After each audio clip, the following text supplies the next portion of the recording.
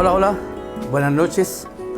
Una vez más estamos junto a ustedes en estas reflexiones bíblicas, que no tiene otro fin sino el poder caminar a través de las Escrituras y poder recordar ciertos elementos que son importantes para nosotros, como es la palabra de Dios. Los temas que vamos a tratar, el tema que vamos a tratar en algunos días, es sobre escatología. La palabra escatología viene del griego eschatos, que significa último o última, y logos, que es tratado o estudio. En otras palabras, escatología significa el estudio o el tratado de los acontecimientos finales. A veces nos preguntamos, ¿qué nos depara el futuro? Yo era un fiel lector de la revista de Bismalgo, ¿qué nos depara el futuro? Y a veces estamos ahí llenos de dudas con respecto a si esto se va a terminar alguna vez, si somos la última generación que va a haber en la tierra, si al partir nos vamos a encontrar con los seres queridos y si lo vamos a encontrar ¿dónde?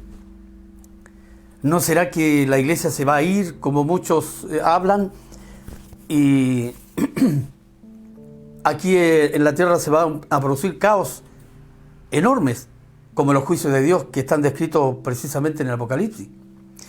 Pero hay tantas conjeturas, ideas al respecto. Por ejemplo, cuando uno habla de escatología, está tratando asuntos finales. Y dentro de ese contexto, el grueso es el libro de Apocalipsis. Ahora, la Biblia tiene más o menos una quinta parte, en general, los 66 libros, que es profecía, un 20%. Lo cual es mucho. Así que interpretar la profecía tampoco es fácil.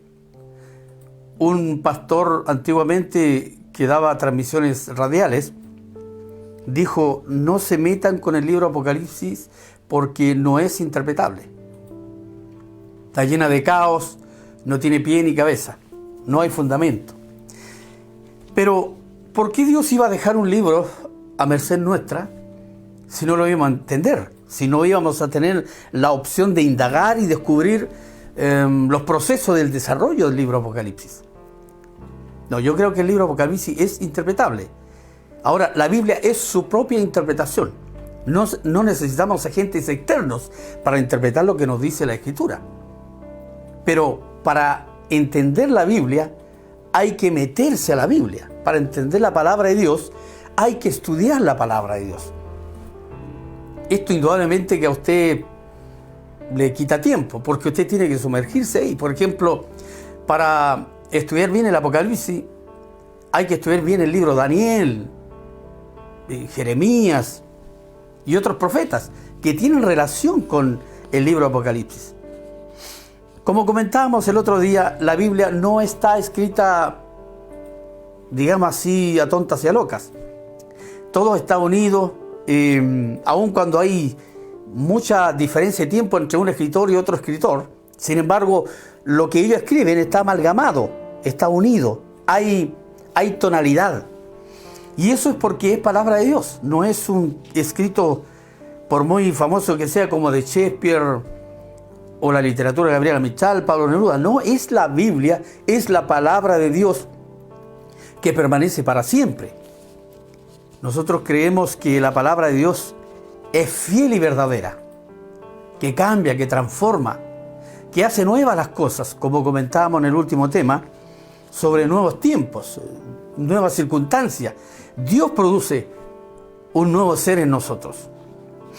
Ahora, el libro Apocalipsis es un libro que hay tres escuelas, o sea, hay una gran variedad de escuelas, pero hay tres escuelas conocidas que le dan una interpretación. Entre estas tres escuelas tenemos la primera, que es la preterista del pasado. Esta escuela dice que todo lo que está escrito en el Apocalipsis se cumplió hasta el siglo I y parte del siglo II.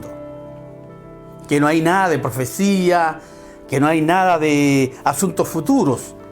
Todo está cumplido porque se produjo entre el primer siglo y parte del segundo siglo. La escuela preterista. Luego tenemos la escuela histórica. la Escuela Histórica de Interpretación Apocalíptica dice que el Apocalipsis tampoco tiene nada de profecía, no hay nada futuro, sino que a través de la historia del tiempo se cumplió. Es decir, cada etapa del tiempo de la historia ha sido el desarrollo de los distintos capítulos del libro Apocalipsis. Por lo tanto, tampoco está hablando ahí de que hay que estudiar profecía, que vienen cosas futuras y todo. Y la tercera escuela seria de estas tres es la escuela futurista. Esta escuela dice que el capítulo 1 al 3, la iglesia está viviendo aquí. El capítulo 1 al capítulo 3 del libro Apocalipsis, la iglesia está aquí. Especialmente el capítulo 2 y 3 nos está hablando acerca de los juicios a 7 iglesias del Asia. Iglesias que existieron en tiempo del escritor. El escritor de Apocalipsis es Juan. Juan, el discípulo amado, uno de los 12 apóstoles, el único que murió de muerte natural. Ahora Juan no solo escribió Apocalipsis, él escribió el Evangelio de San Juan, que sale de los otros 3 evangelios, digamos del mundo sinóptico, porque Juan tiene otra observación, es más un libro espiritual. Habla de, por ejemplo, el capítulo 1, versículo 1, en el principio era el Logos, el verbo de Dios, término muy profundo para el mundo griego. Entonces por eso Juan se desmarca de los sinópticos, pero es parte de los evangelios. Ahora, Juan escribió el Evangelio de San Juan, escribió primera, segunda y tercera carta de Juan, cartas universales o cartas católicas que se le llaman. Y entre estas cartas Juan le avisa a la iglesia para que tuviera cuidado con los falsos maestros que estaban llegando a la iglesia. Por ejemplo, llegaban visitas a las iglesias locales y de repente el hermano que estaba conduciendo el servicio, el culto, daba oportunidad a las visitas. Las visitas pasaban adelante, saludaban a la congregación y luego salían con temas que dejaban en duda, en ascuas a los hermanos feligreses. Por ejemplo, en una oportunidad se levantaron algunos de ellos y enseñaban lo siguiente: si Jesús es Dios, ¿por qué tuvo que morir si se supone que Dios no muere? ¿No será que hasta antes de ir a la cruz era Dios, luego comenzó su etapa humana hasta que resucitó y siguió siendo Dios, que después se fue al cielo? Fíjense que lo que enseñaban estos maestros, por supuesto que no es bíblico, no calza dentro de la teología. Pero si los hermanos no estaban preparados en la doctrina, en la enseñanza, podían asumir que esto que enseñaban estos maestros itinerantes era verdad. Así que por eso el apóstol recomendaba, incluso Judas dice, ni siquiera toquen la ropa contaminada de ellos, porque era gente que venía a confundir al pueblo de Dios. Por eso hay que tener cuidado. A nuestras iglesias también llega gente con ideas y pensamientos filosóficos más que bíblicos, más que espirituales. Y cuando no estamos centrados en la palabra de Dios, fácilmente podemos confundirnos. Y la confusión trae sus problemas a los hermanos. Bien, entonces, cuando hablamos de escatología, estamos hablando de asuntos finales. Y en específico, estamos hablando del libro Apocalipsis. Y que del libro Apocalipsis hay 3 grandes escuelas interpretativas, aunque hay muchas más, o hay subescuelas. Sin embargo, yo nombré 3 que son las más conocidas: la preterista, que es la del pasado, que dice que entre el primer y segundo siglo se cumplió todo el Apocalipsis. Luego tenemos la postura histórica, o la escuela de interpretación histórica, que dice que el Apocalipsis, a través del proceso de la historia misma, se fueron cumpliendo los distintos capítulos y versículos que están allí. Y la tercera escuela futurista, que es la escuela que nosotros creemos que es, habla de que hay mucha profecía en la Biblia, especialmente en Apocalipsis, que hay muchos acontecimientos que están ocurriendo ahora, especialmente el mensaje a las 7 iglesias de Asia. Pero también hay cosas como ¿qué va a pasar con el tiempo? Si esta generación va a quedar o no. Recuerde que el 5.º libro que escribió Juan es precisamente el Apocalipsis. Ahora, algunos estudiosos que conocieron los originales, no sé si tan originales o no, porque no tenemos originales de originales. Todos utilizamos copias de copias. Pero dicen que el libro fue escrito en un griego muy malo. Recuerden que el Nuevo Testamento fue escrito en el griego koiné, el griego que hablaba a la gente popular, así como el español que habla los españoles y el español que hablamos los latinos. Y resulta que estaba muy mal escrito. Entonces, la pregunta es, ¿por qué Juan escribió tan mal el Apocalipsis? O dominaba muy poco el griego, o simplemente por la visión tremenda. Recuerde que desde el capítulo 1 él dice que yo estaba en el día del Señor y oí detrás de mí una voz que decía, y cuando él se dio vuelta y vio al que hablaba, que estaba, dice que había uno en medio de 7 candeleros, y dice que cayó como muerto. La impresión. Luego el Espíritu Santo, hablando por Jesús, le dice que escribiera todas las cosas que iba a ver. Ahora, nosotros hablamos de revelación, inspiración e iluminación.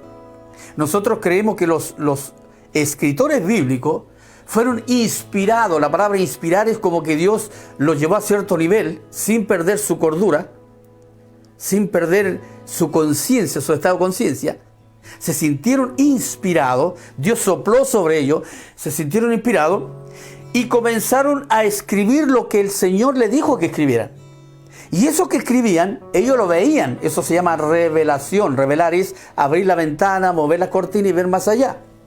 Pero no solo escribían y veían lo que estaban escribiendo, sino también ellos recibieron iluminación. La palabra iluminar es prender y apagar la luz. O sea, también entendían lo que estaban escribiendo y estaban viendo. Qué interesante. Así que ellos no fueron meros escritores que estaban ahí, qué sé yo, con su mentalidad solo. No, ellos estaban ahí 100% en sus facultades, como personas, con sus limitantes y todo, pero inspirados, revelados e iluminados por el Espíritu de Dios. Por eso que la palabra de Dios es la palabra de Dios. Ahora, como estamos hablando de escuelas de interpretación apocalíptica, también sería interesante analizar de que el capítulo número 20 de Apocalipsis habla del milenio. Y sobre el milenio también hay varias maneras de interpretar esto. Por ejemplo, existen algunos que se les llama los amilenalistas o los del amilenio. La palabra a en griego significa sin, milenio. Ellos dicen que el milenio, cuando se habla de los 1000 años en el capítulo número 20 de Apocalipsis, que no se refiere literalmente a 1000 años, sino a un momento de gozo, un momento de regocijo, pero no es más que eso. Luego tenemos los premileniaristas, los del premilenial. Ellos dicen, no, dicen, Jesús literalmente viene antes de los 1000 años, por eso se llama antes de premilenio, ¿ya? Y que va a estar 1000 años reinando en el mundo, literalmente 1000 años. Luego tenemos los postmilenianistas. Ellos dicen, no, existe el milenio, dicen, sí, pero Jesús viene después del milenio. O sea, se cumple el milenio y aparece Jesús. Entonces, de estas tres interpretaciones con respecto a los 1000 años, o al capítulo 20 de Apocalipsis, tenemos tres subescuelas o tres movimientos. Los amileniales, que dicen que no hay milenio, literalmente. Los premileniales, que dicen que hay milenio, pero que Jesús viene antes de los 1000 años y que va a reinar ahí con la iglesia. Y luego están los post-amillennials, que dicen que no hay, o sea, que Jesús no viene sino hasta después de cumplidos los 1000 años. Fíjense que el capítulo 2 y 3 de Apocalipsis está hablando acerca de el mensaje a las 7 iglesias de Asia. Se nombran 7 iglesias. Entre estas está Éfeso, Esmirna, Pérgamo, Tiatira, Sardis, Filadelfia y Laodicea. Son 7 ciudades que existieron en tiempos de los apóstoles, en tiempos de Jesús. Y estas 7 iglesias que estaban en cada una de estas ciudades son modelos de la iglesia contemporánea. Ahora, dentro de estas 7 iglesias, ya vamos a leer algunos versículos, que es lo que habló el Señor a cada iglesia, porque el Señor habla, dice que le habla nosotros creemos, al pastor de la iglesia, al encargado de la iglesia, ¿verdad? El pastor es la persona responsable de velar, de cuidar, de proteger las ovejas. Él es el que visita, ¿verdad? Él es el que está ahí en los momentos difíciles. A veces la vida del pastor tiene 28 horas, es decir, son 3, 4 de la mañana, el pastor lo va a buscar y él se levanta y va a cumplir su ministerio. Por eso Gigi Ávila, el gran predicador latinoamericano que partió hace poco con el Señor, él decía, yo voy a las campañas, voy preparado, con oración, con ayuno, el Señor hace milagros, la gente se entrega a Cristo. Yo estoy un par de días ahí con el pastor y los hermanos nuevos, pero yo me vengo, yo salgo de ahí, tengo que seguir en otro lugar haciendo trabajo, campaña evangelística. Pero el que se lleva el trabajo es el pastor. Billy Graham, un gran evangelista que también partió con el Señor, él decía, el 5% es el llamado y la aceptación de aceptar a Jesús en su corazón, pero el 95% del trabajo se lo llevan los pastores. Porque el pastor visita, el pastor enseña, el pastor está con ellos en la alegría, en el gozo, en la enfermedad, en la salud, en fin. Por eso el respeto del evangelista es por los pastores. Pablo levantó pastores, ancianos. La palabra pastor, anciano, el presbítero. Pablo levantó presbíteros, los preparó y luego lo dejó a cargo de las iglesias locales. Pero los instruyó, les enseñó, porque no es llegar y pararse al frente y 1, 2, 3, yo soy pastor. Aunque usted hoy día levanta una piedra y puede encontrar muchos pastores, pero dice la Biblia, son muchos los llamados, pero son pocos los escogidos. Lamentablemente a veces cuando no hay alguien que administre correctamente esto, cualquiera se autodefine pastor y puede hacer grandes barbaridades. Dios tenga misericordia de nosotros. Bueno, de estas 7 iglesias también hay ciertas aprehensiones. Algunos creen que, digamos, en la historia de la iglesia, no en la historia de la humanidad, no estoy hablando de la escuela histórica con respecto al Apocalipsis, estoy hablando de las 7 iglesias. Algunos sostienen que son los procesos que pasan todas las iglesias a través de los tiempos. Que un día la iglesia está fría, que un día sufre persecución, que un día la iglesia está dormida, que un día es tibia. O si no, simplemente se refiere al estado de la iglesia actual. Por ejemplo, hoy día la iglesia puede ser tibia, como el caso de la iglesia de la Odisea, que es tibia. La Biblia dice o caliente o frío, pero no tibio, porque si eres tibio te vomitaré de mi boca, dice el Señor. Usted sabe, y usted que ha tomado agua tibia, sabe que el agua tibia es tremendamente mala. Así que, hermanos, sobre estas 7 iglesias, yo quisiera ahora hablar un poquito. Voy a leer algunos versículos con respecto a esto. Dentro de la escatología, por eso es posible que a lo mejor vamos a estar 3 o 4 clases, porque queremos ver también, por ejemplo, cuál es el diagrama general del Apocalipsis. Por ejemplo, del capítulo 1 al 3 tenemos la época actual de la gracia en que están estas 7 iglesias, ¿ya? Cuando hablamos de gracia, la palabra gracia viene del griego charis, y de ahí viene carisma. A veces la palabra carismático, carismática, está mal empleado. Cuando ven a algún político ahí efervescente, o un músico, un escritor, dicen, este hombre es carismático. Está mal empleado el término. Porque carisma o charis viene del don del Espíritu, el don que otorga el Espíritu a los miembros de la iglesia. El que tiene el Espíritu de Dios puede ser llamado carismático, pero no cualquier persona. El Espíritu de Dios no está en todas las personas, solo en los que tienen a Cristo en su corazón se pueden ser considerados carismáticos. Así que es muy mal término. Entonces, la palabra gracia, cuando hablamos de gracia estamos diciendo en el tiempo de la gracia de Dios. En el Antiguo Testamento era ley. El Nuevo Testamento es gracia. La ley decía ojo por ojo, diente por diente. Si usted le pegaba un combo a un vecino, la ley decía que tenía que venir el vecino y pegarle un combo también a usted. Si usted le voló un diente, le iban a volar un diente a usted también. Así era la ley. Pero en el tiempo de Jesús en adelante, viene la gracia. La gracia, la misericordia de Dios. Alguien dijo, entonces hoy día es más fácil ser cristiano que lo que la vida llevaban los judíos, los israelitas. No, no es tan así. Porque antiguamente usted, si lo pillaban en adulterio, lo apedreaban y le quitaban la vida. Si lo pillaban en el acto.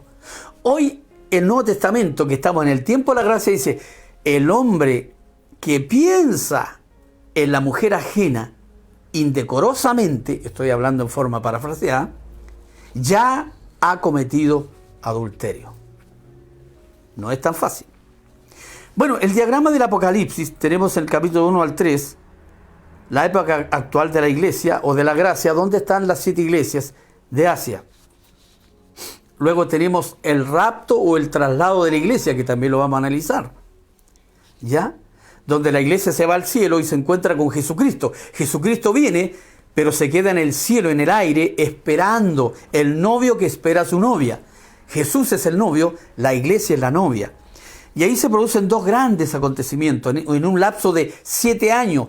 Esta viene a ser como la semana de años. En estos 7 años, usted sabe que una semana de años tiene 7 años. Y son años, no días. Bueno, cuando se encuentra la iglesia con Jesús, se va a originar lo que se llama el tribunal de Cristo. Y como la iglesia hoy día está siendo enjuiciada, la iglesia no va a ir en el rapto a un tribunal de justicia, sino va a un tribunal de bendición. ¿Cómo es eso?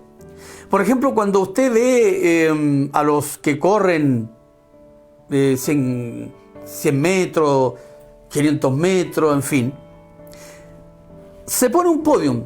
El primero va arriba, luego va el segundo y va el tercero. Eso en el griego era Bimá, B larga I-M-A, que significa el tribunal compensatorio de Cristo. Es decir, no es un tribunal de justicia, sino de compensar a todos los cristianos fieles que se guardaron para el Señor aquí en la tierra. Allí van a ser muy recompensados. Aparte de la salvación, serán recompensados conforme a su fidelidad.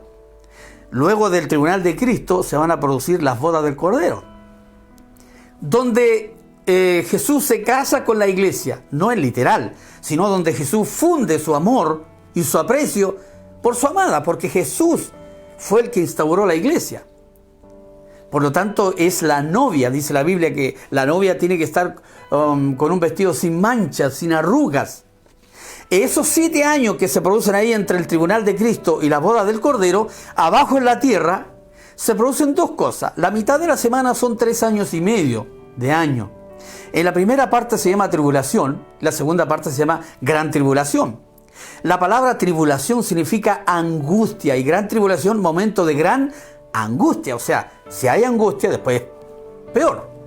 Y en la primera parte se produce donde se abren los 7 sellos, que son juicios de parte de Dios. La segunda parte de la semana de año, los restantes 3 años y medio finales, se llama viene ahí la gran tribulación.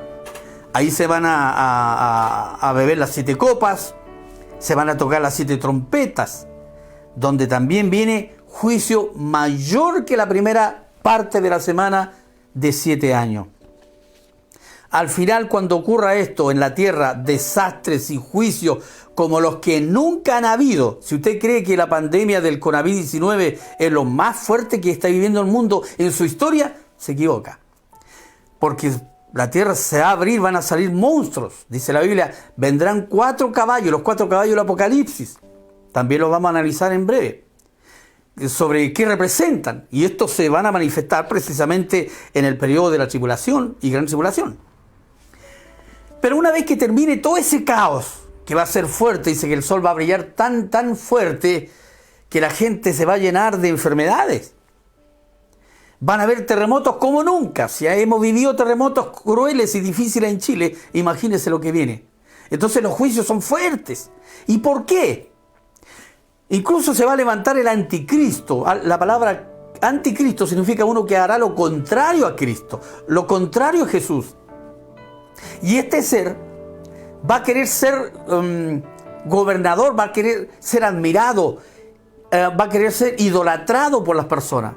Cuando Israel se da cuenta de que este ser se quiere hacer pasar por Dios, Israel se acuerda del texto que dice en Deuteronomio: oye Israel, el Señor nuestro Dios uno es. Se van a dar cuenta que el que ellos pensaban que era el Mesías, porque la mayoría de los judíos, o Israel, la mayoría, está esperando al Mesías. Nosotros teníamos, ya vino el Mesías, ahora viene por segunda vez. Pero este anticristo va a ser tan sorprendente que va a engañar a Israel, y los israelitas van a creer que es el Mesías. Pero cuando se quiera sentar en el trono como Dios, se le abrirán los ojos, perseguirá a Israel por el desierto para destruirlo, y entonces se produce el regreso de Cristo con los ángeles y con la iglesia a la tierra. Y dice que el Señor Jesús, con la espada de su boca, dice que tomará, dice, guardará a Israel. Israel no será destruido. Tomará al falso profeta, tomará al hijo del diablo y el espíritu del diablo, abre el lago de fuego y los lanza. Y Satanás será atado por 1000 años. Y en esos 1000 años viene Jesús, allí mismo en Jerusalén, en Israel, donde va a ocurrir la gran parte de esto, donde Jesús va a reinar por 1000 años con la iglesia. Y dice la Biblia, y la tierra será llena del conocimiento del Señor. Donde el león va a dormir con la oveja. El león no se va a comer la oveja en el milenio. ¿Por qué? Porque no va a existir ese espíritu de fiereza que tienen hoy día esas grandes bestias. La tierra será llena del conocimiento del Señor. Se producirá el milenio. Después del milenio, después de esos 1000 años, Satanás será desatado una vez más. Va a reunir a las confederaciones para pelear contra el ungido que es Jesucristo. Y el Padre mira del cielo, por eso creemos en la Trinidad, Dios Padre, Hijo y Espíritu Santo, y manda piedras de fuego a la tierra. Y toda esa gente que fue engañada, esos países que seguirán al anticristo, morirán todos quemados y destruidos. Y se producirá luego el juicio, digamos, en ese lapso la batalla de Armagedón, luego la batalla de Gog y Magog, y finalmente el juicio del gran trono blanco, donde se presentarán delante del Señor Jesucristo pequeños y grandes. Y como lo dije el otro día, no son niños. Son personas que fueron importantes, a lo mejor famosos, y otros que fueron personas común como cualquiera de nosotros. Así que eso es más o menos hasta que se produzca los cielos nuevos y la tierra nueva. ¿Dónde va a reinar la iglesia con Jesucristo? Aquí en la tierra. Pero la tierra en este momento está maldecida, porque tiene sangre inocente. La primera sangre que vio la tierra fue la sangre de Abel, que fue asesinado por su hermano Caín. Entonces desde ahí la tierra viene maldecida. Entonces Dios va a purificar la tierra. Una vez que la purifique, baja Jesús, baja la iglesia y vamos a vivir eternamente y para siempre en un nuevo paraíso. Así como vivió Adán y Eva en el huerto del Edén, así viviremos eternamente y para siempre con el Señor, donde no habrá más odio, más enfermedad, más injusticia, no habrá más dolor. Pero para ser participante de esto, yo necesito tener a Cristo en mi corazón. Amados hermanos, amigos, no es que sea un poco reiterativo, pero es imperativo, es importante, es necesario que aceptemos a Jesucristo en el corazón. ¿Cómo se hace eso? Antes que se vaya a acostar en su habitación, ore a Dios. No haga un rezo, Padre nuestro, no, es una oración escrita. No pida, dígale, Señor, mira, yo aquí me presento, soy fulano de tal, soy la persona tanto, tú me conoces, y yo escucho esto y yo no quiero pasar por lo que va a venir, que es más fuerte que lo que estamos viviendo como pandemia, más terrible. Yo no quiero pasar, porque la iglesia se va a ir, se va a la iglesia no va a vivir un segundo de tribulación. Y queremos que usted escape de esto. Y para eso tiene que aceptar a Jesucristo en su corazón. Es tan fácil, diga, Señor, perdona mis pecados y ven a mi corazón. Pero como todo bebé, si usted hace esa oración sincera, usted va a nacer de nuevo. ¿Qué es nacer de nuevo? Su espíritu va a revivir. El espíritu del hombre murió cuando Adán y Eva pecó. Jesús vino para que nosotros pudiéramos tener acceso al Padre. Por causa del pecado Jesús murió. Teníamos que haber muerto nosotros en la cruz, pero lo hizo Jesús. Pero si le pedimos perdón a Dios por Jesucristo, seremos perdonados y vamos a nacer de nuevo. Pero como todo bebé que nace nuevo, tiene que ser nutrido. Y para eso necesita alimentarse, no de leche, sino de la palabra de Dios. Por eso, si usted hace esta oración, usted nace de nuevo, lo primero que tiene que hacer es hacerse de una Biblia. En cualquier librería, por ahí en la mayoría de las ciudades hay librerías, una Biblia económica cuesta 3.000 pesos, 3.500 pesos. Y no importa si es de hoja de roneo, tapa como cartón, es lo que está dentro es lo que interesa. Ahí está la palabra de Dios. Léala y va a nutrir su vida espiritual. Continuaremos, si Dios lo quiere, el día jueves. Recuerde que cambiamos el viernes por el jueves, porque se cae mucho la señal. Incluso temprano se nos estaba cayendo también la señal. Nosotros estamos viendo desde temprano esto. Así que, apreciados hermanos, amigos, que Dios les bendiga.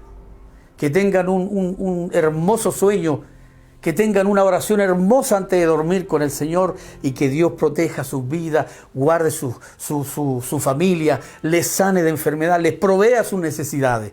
Para terminar, voy a orar por ustedes.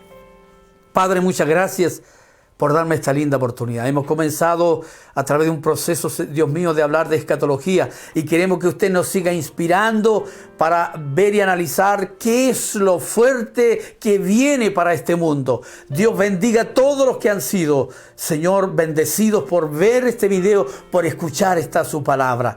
Bendíganos a todos ellos y bendíganos a nosotros también como familia. En el nombre de Jesús, amén y amén. El Señor Dios Todopoderoso les bendiga.